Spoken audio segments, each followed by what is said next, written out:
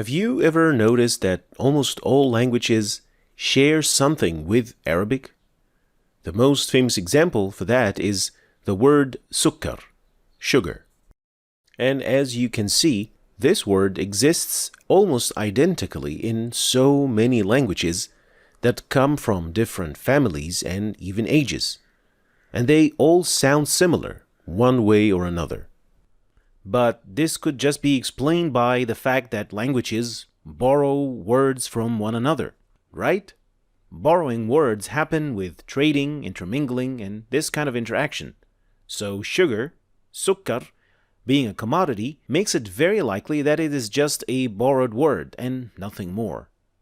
However, while languages do indeed borrow words from one another, when we say borrowed words, we think maybe 1, 2, or even a dozen words were borrowed from another language.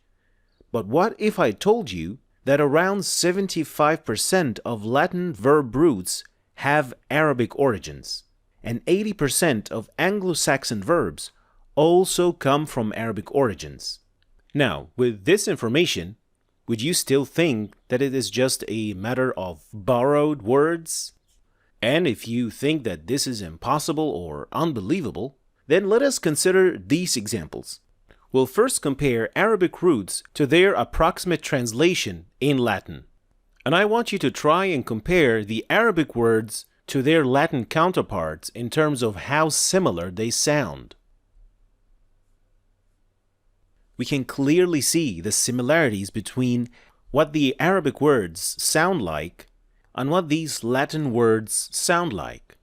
But it's even more interesting if we compare Arabic roots to Anglo-Saxon words.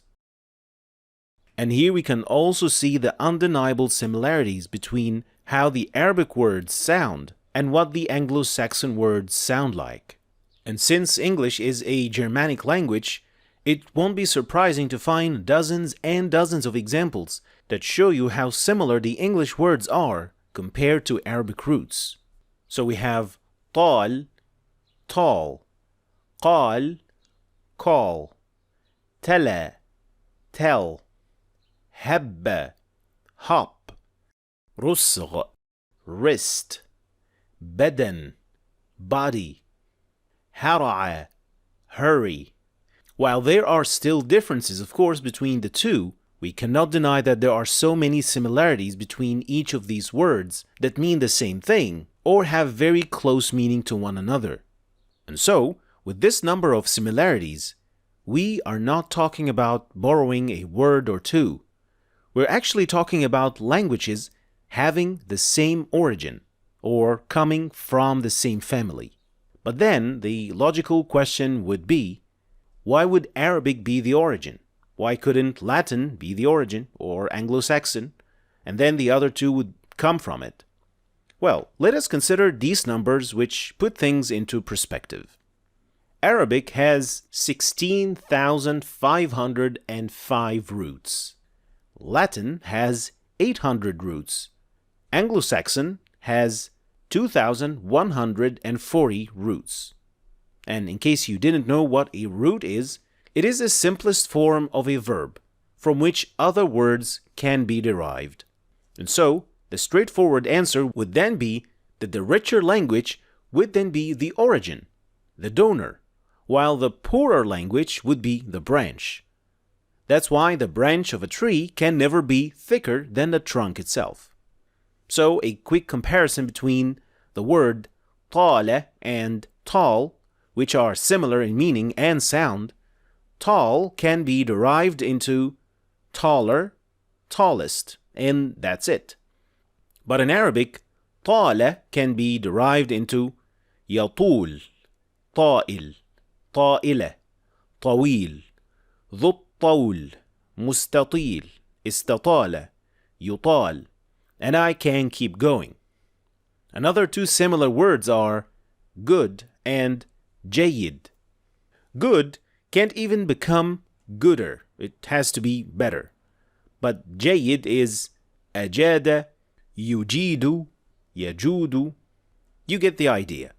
So it is not surprising to then know that lion in Arabic has 29 different names, and camel has more than 50 different words in Arabic, which all then show how rich the origin can be. And now you might be thinking, this is just impossible. And then I just picked and chose the similar examples that help me make my point. There must be hundreds, if not thousands, of words that are just simply entirely different from any Arabic roots or words. And here I would say, it is true that there are many words that are just simply too dissimilar. And I did choose examples that highlight the similarities. But at the same time, it is very important to understand that languages do change over time, and that these changes all come from somewhere, giving us the product or the end result we have now. Let's take the word harbor as an example. In Arabic, harbor means mina or malja, so it is completely different from the Arabic version. You would then think they are completely unrelated, they have nothing to do with one another. However, when we dig deeper and check the Anglo-Saxon or the Germanic origin of this word, we'll find that the word harbor came from this word, Heerbeorg, and this word itself, in turn, developed from Hunenberg.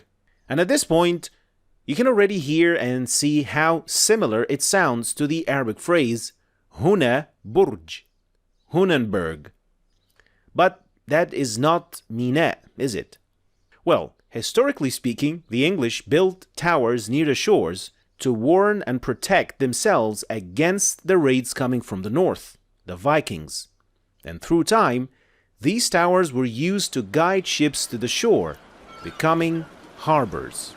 So that's why the concept of towers near the shores turned into becoming the word for harbor that we know today. So while it is not the exact word, it is still coming from an Arabic origin that suited their use and had its own journey in development until the version we have it today. And if you think that it is impossible that Arabic would be related to Latin or Germanic languages, since it even has a right to left system, while these other languages are all left to right, and other languages are even top to bottom. So this can't be right. Well, this is certainly true that Arabic is indeed different from that perspective. But we must differentiate between two things: language and writing. Language is the means of communication, while writing is the visual representation of a language using symbols and characters. So it is very likely that Arabic in very ancient times looked different than what we see and recognize today. I mean, we have seen changes like these in modern history, like what had happened to the Turkish language. Turkish used to be written using the Arabic letters, and from right to left. This is the front page for an official newspaper in Turkey not so long ago. And today, the very same language is written from left to right using Roman letters. And if we even go deeper in history to the old Turkic script, we'll see completely different, unfamiliar system of writing. So, writing and language can develop separately and not necessarily at the same time. This also goes to show how important it is that the Quran is purely an audiobook, which is passed down from generation to generation without the need to write it down, which means that it will remain intact and unchanged even if all books disappeared and the entire writing system had changed. The Quran will be able to withstand all of this. So now, according to this theory, does that mean that Arabic was the very first language? Did Adam alayhi salam speak Arabic? Well, one thing is certain, which is that we can never know with certainty which language Adam alayhi salam spoke, simply because this is part of the unseen, al-ghaib, and we don't have any authentic wahi that can tell us with certainty which language he spoke. Some say that he did speak a form of Arabic from which the current Arabic came. They called it al-Arabiyya. Some say he spoke Syriac, and some even called Syriac the old form of Arabic. Others say that when Allah said, وَعَلَّمَ آدَمَ الْأَسْمَاءَ كُلَّهَا, and Allah taught Adam the names, all of them. So for them, according to this ayah, Adam was taught the basis for all source languages, which then branched out to the languages we have today, which could also explain the similarities between different languages coming from the same source.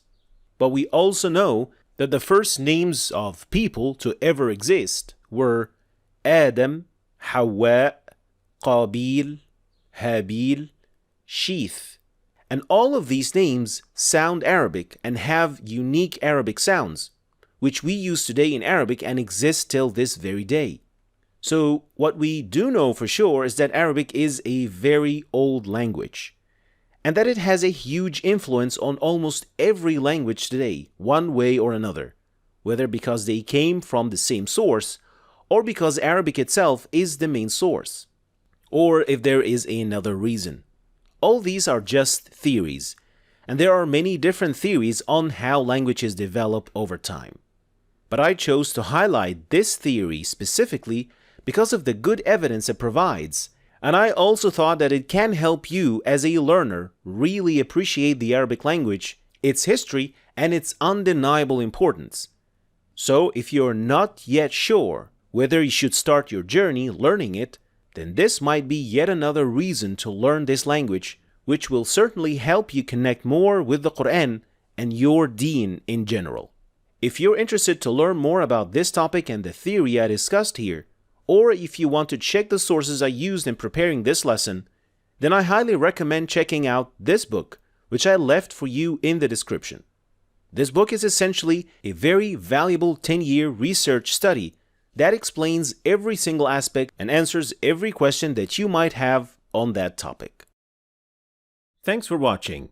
If you want to start learning the tajweed, then start with this playlist. And also, don't forget to check my latest book about tajweed and download the companion app. Thanks for watching, and I'll see you next time.